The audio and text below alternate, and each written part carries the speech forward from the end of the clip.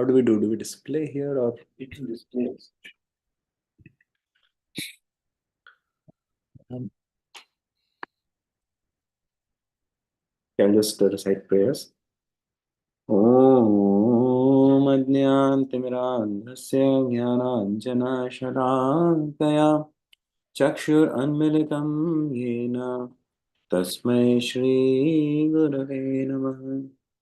नमः ॐ विष्णुपादाय कृष्णपृष्ठाय भूतले श्रीमते वेदान्तस्वामिन् इति नामिने नमस्ते सरस्वतीदेवे गौरवाणी प्रचारिणे निर्विशेषशून्यवादी पाश्चात्यदेशतारिणे नमो महावदन्याय कृष्णप्रेमप्रदायते कृष्णाय कृष्णचैतन्य नामने गौरतुषे नमः।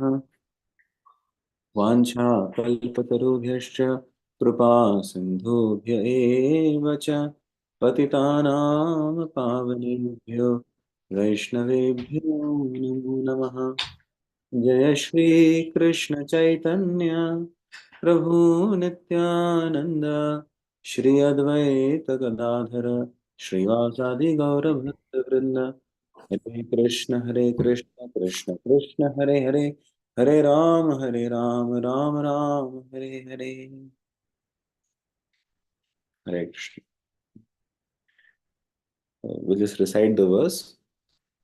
एतैर् अन्यैश्च पतिभिर् मनो दुष्टम् असत्पथम् बुद्ध्या युञ्जीत शनकैर्जित्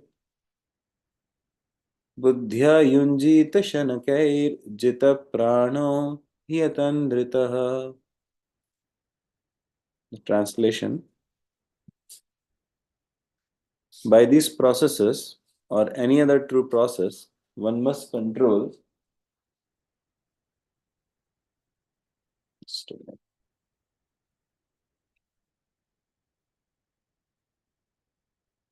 not going down. Can someone else read it? Okay, yeah. By these processes or any other true process, one must control the contaminated, unbridled mind, which is always attracted by material enjoyment, and thus fix himself in the thought of the Supreme Personality of God. Purport: Eter Aneshcha. The general yoga process entails observing the rules and regulations, practicing the different sitting postures, concentrating the mind on the vital circulation of the air, and then thinking of the Supreme Personality of Godhead in his Vaikuntha pastimes. This is the general process of yoga. This same concentration can be achieved by other recommended processes, and therefore, Aneshcha, other methods also can be applied. The essential point is that the mind, which is contaminated by mental attraction, has to be bridled and concentrated on the Supreme Personality of God. It cannot be fixed on something void or impersonal. For this reason, so called yoga practices of voidism and impersonalism are not recommended in any standard yoga shastra. The real yogi is a devotee because his mind is always concentrated on the pastimes of Lord Krishna. Therefore, Krishna consciousness is the topmost yoga system. What a beautiful verse and the purport. So, we can see herein in this verse, again, in the purport, Prabhupada is basically speaking about 6.47 Bhagavad Gita, wherein he says, Yoginam api sarvesham madgatin antaratmana shraddhavan bhajate yumam same yukta tavam. Amongst all the yogis, the topmost yogi is one who concentrates and fixes his mind upon Krishna. So, when we read this verse, we understand that basically Krishna is trying to tell here that one must control one's mind. So now, how to control the mind? So uh, there is one verse in the Gita which says how there are these five levels. There is this dead matter, then there are our senses, then above the senses is our mind, then our intelligence, and then our ego, which means the soul per se. So what does it mean? It says Indriyani paranyahur indriyebhya paramana. So Indriyani parani ahur, which means if you take the dead matter, for example, you take this garland, okay? So now this garland is there. Now this garland or any or like mobile phone or our laptop, this can be handled or manipulated by our senses. So my hand is there. My hand is able to manipulate this garland or the mobile phone. Okay. Or even a big machine, big building we can manipulate. So senses are above dead matter.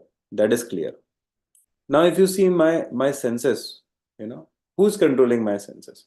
So my mind is controlling the senses because if my mind is absorbed in certain thing, like right now my mind is absorbed in thinking of this shloka or this particular scripture, right? So so my senses will follow my mind. Mind is like the taskmaster, okay, of all the senses. So therefore, mind is above the senses. Okay, so this is third level, matter, senses, and then mind. So if I control the mind, I can control the senses. And if the senses are controlled, then the matter is controlled, right? So like for example, I'm controlling the this laptop right now. Okay, this word should be displayed, this should be done. I'm controlling the laptop with my hands. But my hands, because of my mind's absorption in Bhagavatam, are helping me. Okay, do this, do that, hold the Bhagavatam. Now, sometimes the mind may be absorbed in Bhagavatam, sometimes it is not absorbed. So then what happens? Like for example, a young boy, maybe his mind may be naturally attracted towards a young girl, but then he cannot just keep running behind a young girl, right? What happens? Because he goes to university. His mind does not want to write. I mean, his mind is not taking interest in writing assignments or doing the lab projects and all. But then his intelligence is there. So his intelligence convinces the mind. See, if you keep running behind the girls, you will get caught by the police, or people will beat you up, or your career at least will totally go in vain. Your career will get spoiled because you'll not be doing your academics, you'll not be doing your work. So intelligence convinces the mind, hey, if you try to drive too fast and break the signal, then you'll have to pay for the consequences. If you do this, your visa will get cancelled, whatever, right? So intelligence can control the mind, even if mind has some parallel other wrong absorptions also. So intelligence can push the mind, to go for the right thing, even though mind may have the battle going on. That means intelligence is higher than the mind. Okay. So indriyani paranyahu, indriyebhya param mana, manasastu para buddhir. Manasastu para buddhir. This word again and again is used, para. So intelligence is above the mind also. Okay. Then what about intelligence? As like, is intelligence like, is intelligence by itself, or can intelligence also be directed? Can intelligence also be guided? Yes, intelligence also can be guided. For example, if I am a terrorist, so I belong to ISIS organization. So then what do? I use my intelligence in planning. Okay, let us do an attack on India. So where should we do the attack? Let us attack their financial places. Let us attack places where there are maximum leaders gathered. And let us do it on a date which should shake them up, like 15th August or 26th January or something like that, right? So see, I'm using my intelligence naturally in terrorism. Okay. And then when I'm using my intelligence naturally in terrorism, so my mind is also absorbed in thinking, oh, how many people will die? And then this will be so pleasurable. And then if my mind is also absorbed in terrorism, then my senses also will be like, let me use my senses. And if my senses are also absorbed in terrorism, like its senses are also engaged in terrorism, then what will I do? I'll use my resources, my matter also, like my money, okay, my car, my places, all my contacts. I'll use everything. So you see, Indriyani Paranya, Indriyabhya Paramana, Manasastu Parabuddhir. So we used all the things, intelligence, mind, senses, and matter in the service of terrorism. When my identity was that I am a Muslim and these are Hindus and these are Kafirs, and I need to like, or I am an ISIS person and this is what we stand for. So this is called ego. This is the fifth thing. So if our ego is purified, like ego means identity, pehchan. Who do I think I am? That is ego. So if I identify myself falsely, so I identify myself with the body, I identify myself with a country, I identify myself with whatever other temporary designations, a doctor or a businessman or an engineer or whatever, then they become false ego. Why? Because I am not that. I'm artificially thinking something temporary to be myself. It's like I'm having uh, a car, a Toyota, and then I think I am Toyota. So then that is, people will laugh at it because that's just temporary. That's not me. That external. Similarly, the identity is related to our body, or I'm father of someone, or I'm a CEO of someone. So these are all temporary. So that's why the even the bodily identity, that I am this person, male or female, or I'm a senior citizen. So these are also temporary, and therefore they are considered as false ego. So I'm the proprietor of this land. It's false, because it's a very relative truth. Then I'm the enjoyer of this person, or I'm the enjoyer of these resources. Again, false.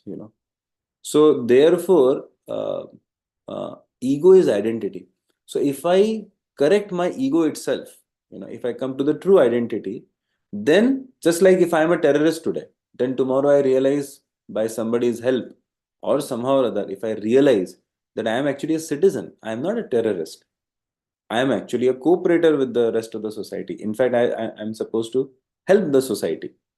So you see, the moment I change my identity, my intelligence I will employ in planning to execute the functions of that identity. And then my mind also will follow suit. Similarly, my senses, and then the matter or whatever resources I have. So now why I discuss this verse of the Gita, Indriyani Paranya or Indriya Paramana, because you can see that one way of controlling the mind is if we directly have the identity set right. And therefore bhakti yoga is a very special program. Like these verses, which the section which you are discussing right now, I think the first 12 verses of this chapter, they are describing the various limbs of ashtanga yoga. So this particular is a limb wherein the yogi meditates on the Supreme Lord in his heart. He's seeing the Supreme Lord as Paramatma. And then he is meditating on the Nama Rupa Guna Lila of the Lord. But he does it only as a medium, as a madhyama, to achieve the his objective. Okay. But his objective is to ultimately the yogi also, his objective is that only, Brahman. So he's meditating on Paramatma, so he's better than the Mayavadi or the Brahmavadi. But ultimately, his objective is to get some siddhis and to merge into Brahman. And therefore, a bhakta is totally different, because bhakta actually thinks of the Lord's pleasure. Bhakta is someone who develops affection and love for the Lord, actually. So, so in this what happens? This is called different like processes, wherein there is some kind of mukti he also achieves, this yogi, because he's meditating on the Supreme Lord. And while meditating on the Supreme Lord, he also gets like what do you call it, higher taste. So there are some yogis described by Vishwanath Thakur that they actually go from here to spiritual world. How? Because they shift to bhakti yoga program in the middle of these processes, which they do in Ashtanga yoga. They say, "Arey, this is so nice to meditate on the Supreme Lord, to meditate on Krishna's Nama Rupa Guna Lila." So then they shift their center from what I want to achieve to uh, how amazing Krishna is. Krishna should be pleased, or Vishnu should be pleased. So some yogis are able to do that, fortunately. But some other yogis, they again bring back their mind from higher taste. No, no, no, this is not good. This is just a part of the process I am following. So unfortunately, they use their free will to come back. Okay. So therefore, what happens is this person is again not able to take the chance to go back to Godhead or to revive his Krishna prem. Now, if you look into the Bhagavatam, which process we should follow? I'm sure you all must have heard of the Gita's 8th chapter, specifically in verses 27 and 28. 8.27, 8.28. So in those two verses, Krishna concludes the 8th chapter. And while concluding, Krishna says that actually just like 6.47, he says, the one which Prabhupada himself. Prabhupada is not quoting, but Prabhupada is kind of writing the same verse. Yoginam api sarvesham madgatina antaratmana shraddhavan bhajate yamam sameyuktatam. The real yogi is the devotee because his mind is always concentrated on the pastimes of Lord Krishna. Hmm. Therefore, Krishna consciousness is the topmost yoga system. Okay. So Krishna establishes this thing in 8.27 and 28. He says, whatever paths you may have, like whatever karma yoga, jnana yoga, or whatever. So bhakti yoga is higher than that. It is the highest indeed. Krishna again confirms this in 12.2 and 12.3, wherein Arjuna is questioning that, Krishna, you have taught me so many things till now, I am confused. Which one is higher? Krishna says, forget about higher. I'll tell you which one is highest. You don't have to again ask this question. Actually, Arjuna is asking question between Jnana Yoga and Bhakti Yoga in 12.1. And Krishna says in 12.2, 3 and further that actually Bhakti Yoga is the highest. It's not about higher. You till how long will you keep comparing two yoga systems? I'll tell you the highest of them. And then Krishna goes on further in 12th chapter 12.8 to 12.12. In those five verses, he establishes five levels. The best is you become a Shuddha Bhakta. 12.8. 12.9, he says, okay, you become Sadhana Bhakta if you cannot become Shuddha Bhakta. If you cannot become Sadhana Bhakta also, okay, then you at least become Karma Yogi.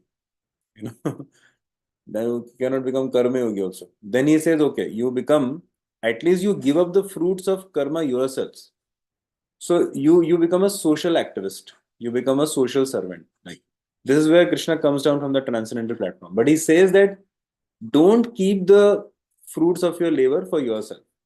At least like be selfless, distribute to others, distribute to animals, do some animal welfare, do some environmentalism. Okay, do something. Like don't feed the poor, open orphanages, open hospitals, whatever. And then he says, I cannot do that also. Why should I give to others? Okay, don't give to others. Last level, Krishna says, at least try to develop jnana. Don't read scriptures. Don't serve Krishna.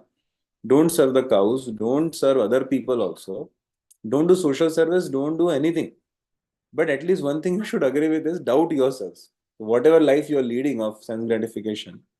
Okay, that is also not very perfect. You are not satisfied with that. And what is the goal of your life then? So Krishna says, at least doubt yourselves and be open to realizations which life may offer to you. So in that way, he says 12.12.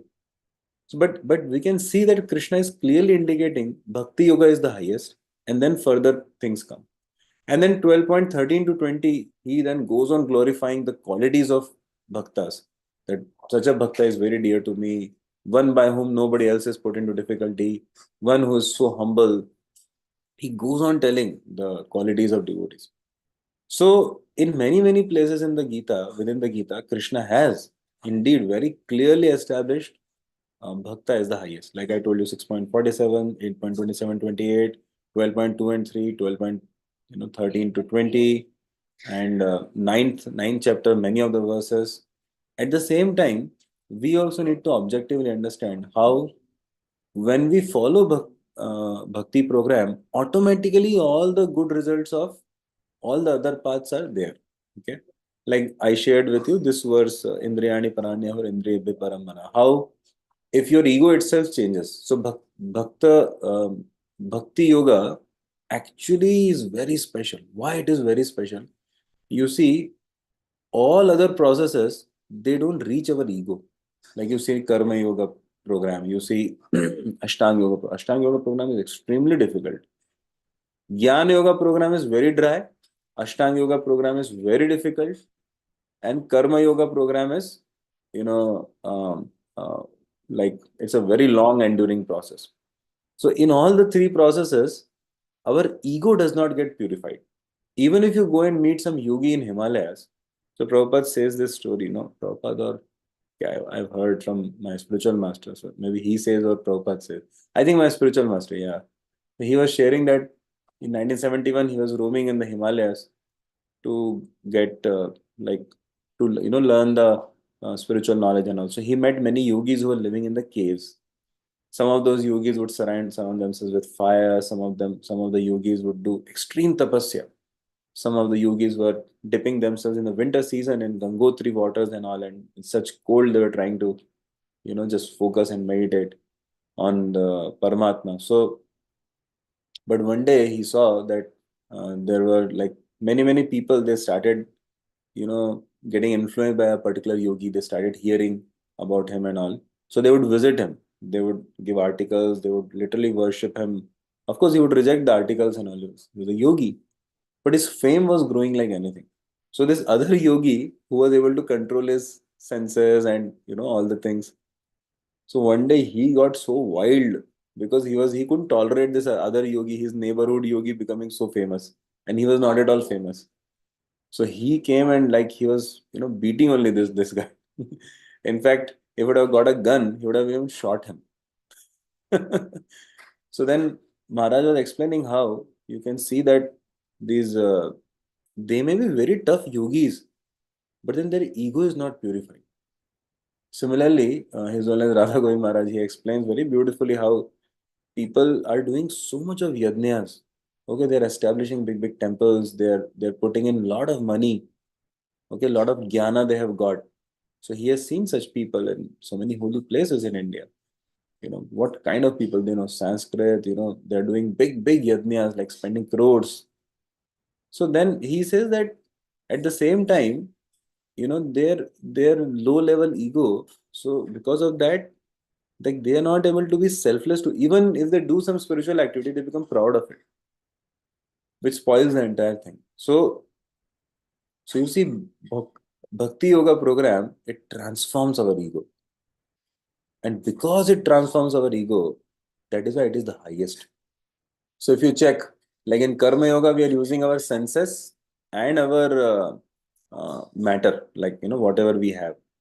Okay, that we are engaging in Lord's service. So are we doing that in bhakti yoga also? Yes, we are doing that. We are using all. I mean, Rishikena Rishikesha Sevanam Bhakti Uttama. That's there in the very definition of Shuddha Bhakti, right? Engaging the senses in the service of the Lord of the senses.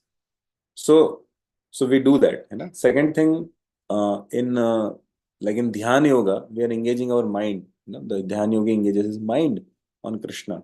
In Ashtanga Yoga also, one kind of engages his mind and senses both. So are we engaging our mind also in Bhakti Yoga? Yeah, man mana bhav mad bhakto madhyaji mam namaskuru. Mame vaishya satyam te pratijane priyosme. We are absolutely doing that, right? In fact, Shravanam, Kirtanam, Vishnu, Smaranam, Padasevanam, Vandanam, Archanam, Dasyam. So in Smaranam and Vandanam, we are definitely using our mind, right? Then comes higher another thing. Then he says, like in Jnana Yoga, you are using your intelligence. So are we using our intelligence? Are we engaging? Yeah, we are so much engaging our intelligence in doing seva, in learning. We learn jnana and philosophy in darshana in bhakti yoga also. Clearly, in fact, we learn compare and contrast of all of them, isn't it? So, and one thing is ego. Ego is not utilized in any of the, ego is not purified, not utilized, not even touched in any yoga program. But in bhakti yoga, it is purified. How is it purified? Now, there comes the question. So in Bhakti Yoga, wherever you see Prabhupada mentioning Bhakti Yoga, he always says, under the guidance of a spiritual master, according to the scriptures. Hmm. So, so this is called bowing down our false ego. Hmm. So what happens is when we follow a spiritual master, when we follow Acharya, when we agree to be one of the, like, we have to take shelter of the association of devotees, isn't it? If you see in all the other yoga programs, there is no association, like in the association of karma yogis, I am doing my karma yoga. No, there is no such thing as they may take association, they may not take, but that's not the process. So in the bhakti yoga program, these three things, they make our ego also purified. What are the three things? First is the foremost. It should be under the guidance of the Acharya or the spiritual master or some Vaishnava. There has to be a Vaishnava, under whose guidance, under whose instruction we do. And when we do that, that becomes Shuddha Bhakti. What is the difference between mixed Bhakti and Shuddha Bhakti? In essence, when we follow a Vaishnava for the pleasure of Krishna and Vaishnavas. So when we act independently, without the blessings of Vaishnavas and some spiritual master or some Vaishnav leader, then it is not Shuddha Bhakti. But when we act for Krishna's pleasure, for Vaishnava's pleasure, under the guidance of Vaishnavas, then that becomes Shuddha Bhakti. So this is one point which makes our Bhakti Yoga purifying our ego. Second point which makes our Bhakti Yoga purify our ego is, we always operate under the, not under, in the association of devotees, right? Like we do chanting. So we try to do chanting at least regularly, together, like we do Sankirtan. So Kirtan means there are multiple instruments, there are a lot of devotees chanting it. We honor Prasad together, we do festivals together. So, it is more difficult to humble our ego or bow down our ego and depend on others than to even go to Himalayas. And because there one is taking physical trouble, but one is not taking the trouble of humbling one's ego, right? Like that. Then third thing is, we even if we don't like it, okay, today I'm not feeling like it, still I do it. So that is called Vaidhi Sadhana Bhakti. So we follow the program given by the Shastras. Okay. So again, I'll repeat three things which make our ego purified by the Bhakti Yoga program. Therefore, it is higher than all other. Now, here in Ashtanga Yoga, it is so difficult actually to, even Bhishma Dev agrees that it is very difficult to follow this yogi program. You can see in 8th chapter also of the Gita, it's very difficult to follow. But if we do these three things in Bhakti Yoga, our ego starts getting purified. One is we follow a Vaishnava or the Acharya. Okay. Second is we perform the activities of Bhakti Yoga in the association of devotees. We depend upon association of devotees. Prabhu, I need you in my life. Prabhu, I'm dependent on this Sangha. Alone, what can I do? I'm honored and I'm grateful that I get this opportunity. And the third is that we follow the right activities whether we like it or not. Okay, today I'm not feeling like chanting my rounds, but I still do it. Today I'm feeling like taking maybe some onion and garlic. Okay, I still don't do it. So we follow, or today I'm not feeling like bowing down to this devotee. Humble obeisance. What humble obeisance is this? No, but I still do it. But I know it's the right thing to do. So by these three things, what happens is our ego is getting purified, because we are becoming subservient to the process, to the Sangha of devotees. So therefore, Bhakti Yoga, as Srila Prabhupada taught, as Srila Prabhupada gave all these facilities, favorable opportunities to us, is the topmost. And it includes all these processes which are given in this chapter also, of the limbs of Ashtanga Yoga. Okay. So I'll summarize. We have 1 minute or 2 minutes left. I'll just summarize. We discussed how Prabhupada is talking about this process, Eter Annesha, which is mentioned like in this section what you're reading of the limbs of Ashtanga Yoga. But Prabhupada says the topmost path of yoga is the Bhakti Yoga, because it already includes all the other yoga systems, and it is the topmost as delineated in 6.47 of Dhyana Yoga chapter of 6th chapter of Bhagavad Gita. Then we discussed from the Indriyani Paranya or Indriyabhya Paramana, how there are 5 levels, which Krishna says about matter, senses, mind, intelligence, and ego. So if you purify the intelligence, then all the other 3 below also will be controlled. If you purify the mind, then the other 2 will be controlled only. So if you purify the ego, which is the exclusive thing in the Bhakti Yoga, because no other yoga system has purification of ego, so then all are controlled, right? So Bhakti Yoga consists of engagement for all five levels. Our matter, our possessions are to be offered to Krishna. Our senses are to be engaged in Krishna service. Our mind has to be absorbed. Our intelligence, it also should be nourished by study of the Shastra, by hearing from the spiritual master, and thus the proper discrimination has to be taught. And then our ego gets purified. How the ego gets purified? We saw there are 3 ways. First is by following a Vaishnava or the Acharya. Second is by always depending on the association of devotees. And third is by humbling ourselves to the process, whether we like it or not. Okay, I do it anyway, so I surrender in that way. So therefore, our ego also starts getting purified. And when the ego starts getting purified, we see slowly, slowly, all our intelligence, mind, senses, and our matter will be humbled and will be able to use in Krishna's service. Okay. So thank you very much for kindly engaging my senses, time, and vocal ability and mind in the service of Srimad Bhagavatam. Hare Krishna. And I truly appreciate that all the devotees, they regularly meet in the morning, even online. So it definitely takes a lot of substance. It's a swacheshta. So it's a definite cheshta, clear cheshta. And this cheshta, Shukdev Goswami says, Dranatasya swacheshtitam kalena ati dirgena Bhagavan Vishateride. So I hope and pray that Krishna bestows mercy on all the devotees who are regularly endeavoring. Thank you. Grantaraj Srimad Bhagavatam ki jai. Srila Prabhupada ki jai.